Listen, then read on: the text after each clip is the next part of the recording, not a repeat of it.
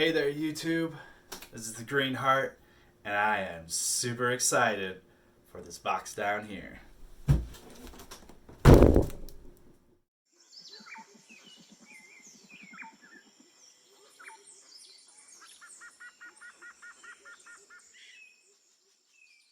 All right, so what's in the box that's got me so excited, you're asking? I know, you're ready to see it. But before I show it to you, um, what's in this box may not be as exciting to some people as it is to me. And you may find yourself saying, really, that's what this is all about? And so I just want to say that what's in this box is more than the sum of its parts. It's kind of the idea and the concept that we're trying to achieve here at the Green Heart.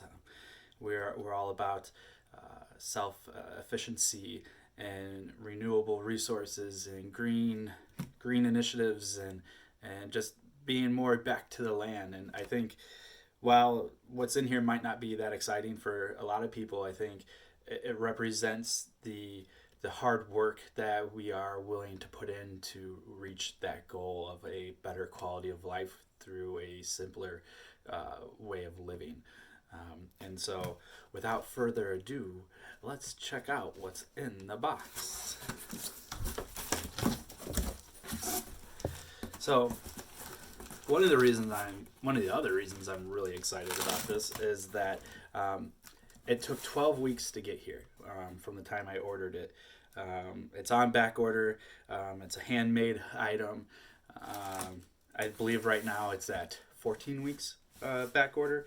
So, in this modern day of click and buy and have it at your door in a couple of hours, this really upped the anticipation, having to wait the 12 weeks, knowing that it was on back order due to parts being in short supply and everything. So I'm so excited to be pulling it out of the box that it's finally here.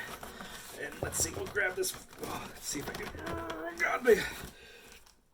All right, they packaged it in here pretty good. So, bits and bobs. Some foam. Now, I know what you may be thinking, but it is not what you're thinking.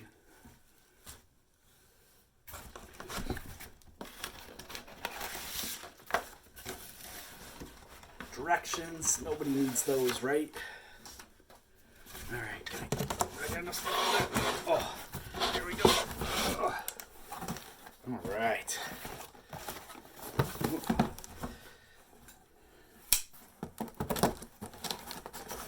So exciting. All right. It's a wheel. That's what I've been waiting 12 weeks for. A wheel. That's it. No, I'm just kidding. That's part of it, though. Part of it.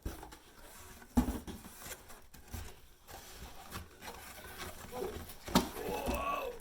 Oh. So I'm going to flip this box over so we can get a better view of it. So what is this, you say? What is this monstrosity of a thing here? Well, adjust that a little bit. This is a country living mill grain mill. I'm not going to mess around with it because I wanted to actually read the instructions and put it all together and do all that. But yeah, the flywheel will go on the side here, and then it goes together. You spin the wheel, it grinds the stuff, and you get flour out of it. So that's what I was talking about, how this represents what we want. This is a no frills, no electronic, manual power mill to create your own flour, to then create your own bread and biscuits and all those things. And that's really how this symbolizes our journey here at the Green Heart. We want to low tech, for the most part. I'm an IT guy, so we're gonna have some tech in here, but low tech, off grid as much as we can, and through the fruits of our labor, have a better quality of food, better quality of life, and so this is a nice nice little monument that we will have out to represent that. So I'm going to get this cleaned up and ready for use, and then next time you see me, we'll be grinding out some flour from some wheat berries.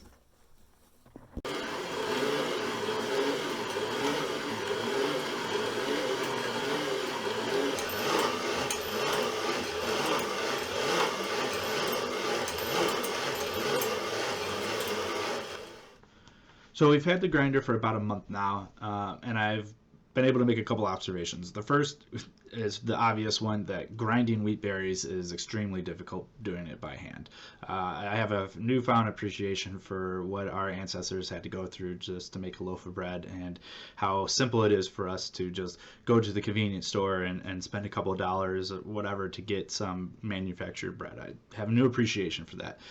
That being said, I went out and bought about 30 pounds of wheat berries, and I have no intention of buying a loaf of bread from the store or buying flour from the store in the immediate future, or in the long-term future. I think this is what we're going to do, and I think the work is worth the effort.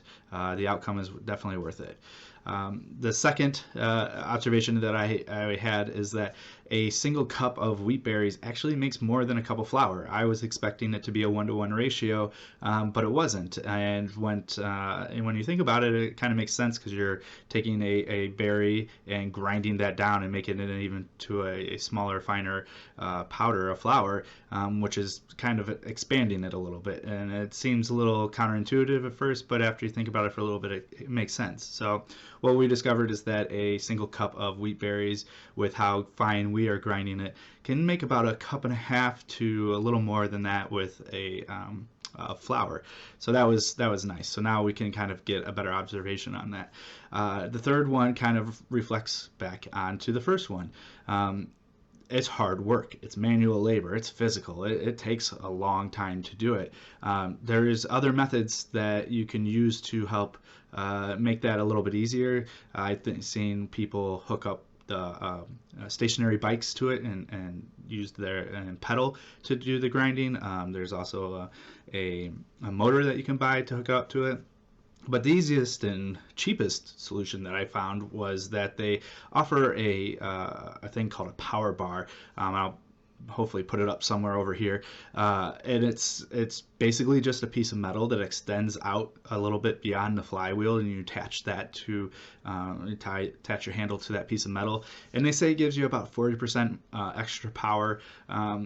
I don't know exactly how much extra power it gives you, but it did make it a little bit easier. I noticed it was easier for me. My back didn't hurt quite as much when I was done after I got that power bar. So if you're looking to buy this thing, I would definitely get the power bar, and I would definitely get their little like custom-made flour catcher pan.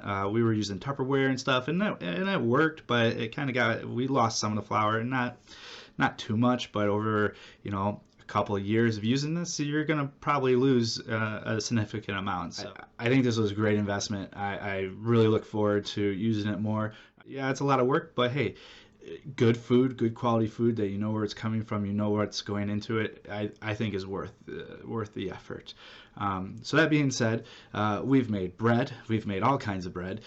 We've made muffins and buns, and we've made pizzas. We make pizza every Saturday, so we've made pizzas every week with it. It's great. It's wonderful, it is, and I feel a lot better knowing that I haven't put all this extra chemicals and processing and vehicle transportation and manufacturing into my food, and it's just something that I can do at home, and and I have it. I don't have to worry about the stores selling out. I have plenty for myself, my family. I can share some with friends, and it was a great experience, and I would recommend it if you have the motivation to invest in this, time, money, energy, the whole 9 yards, then I would recommend you go this route. But that being said, thanks for watching. I hope you enjoyed this content, and if you could, leave a comment, like, subscribe, and I'll see you next time. Thanks.